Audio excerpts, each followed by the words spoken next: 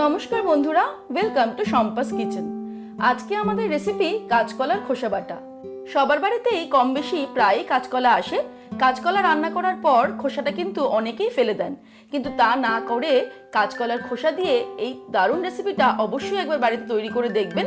যারা এর আগে খেয়েছেন তারা তো জানেনই, কিন্তু যারা কোনোদিনও তৈরি করেননি তাদেরকে আমি বলছি গরম গরম ভাতের সঙ্গে কাঁচকলার খোসা বাটা খেতে কিন্তু দারুণ লাগে। তাহলে চলুন শুরু করি।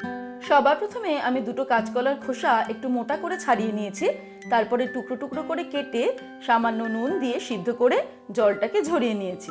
এবারে নিয়ে নিলাম একটা মিক্সির ছোট জার, তার মধ্যে সিদ্ধ করে রাখা কাঁচকলার খোসাগুলোকে নিয়ে নিলাম। এর মধ্যে দিয়ে দিচ্ছি 4টে কাঁচা লঙ্কা। আপনারা কিন্তু ঝালটা নিজেদের স্বাদ অনুসারে বাড়িয়ে অথবা কমিয়ে নিতে পারেন। রসুনের কোয়া দিয়ে দিচ্ছি 12-14টা। 1 টিস্পুন কালো জিরে দিয়ে দিলাম। হাফ টিস্পুন নুন দিয়ে দিলাম। নুনটাও আপনারা স্বাদ অনুসারে অ্যাড করবেন।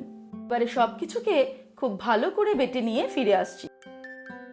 তারপর একটা প্যান গরম করে তার মধ্যে দিয়ে দিলাম 2 টেবিলস্পুন সরষের তেল।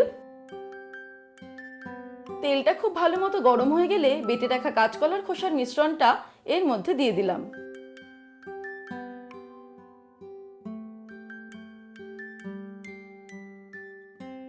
মিডিয়াম ফ্লেমে এটাকে ফ্রাই করব। আর এর মধ্যে দিয়ে দিচ্ছি 1/4 টিস্পুন হলুদ গুঁড়ো।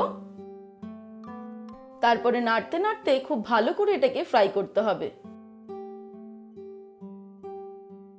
প্রায় 5 থেকে 7 মিনিট আমি মিডিয়াম টু হাই ফ্লেমে এই কাঁচকলার খোসা বাটাটাকে ফ্রাই করে নিলাম। এটা কিন্তু আমাদের একদম রেডি। এবার গরম গরম ভাতের সঙ্গে আমরা পরিবেশন করব। তৈরি হয়ে গেছে আমাদের আজকের রেসিপি কাঁচকলার খোসা বাটা। আজকের রেসিপিটা কেমন লাগলো আমাকে অবশ্যই কমেন্ট সেকশনে কমেন্ট করে জানাবেন। ভালো লাগলে লাইক করবেন আর সকলের সঙ্গে শেয়ার করতে ভুলবেন না।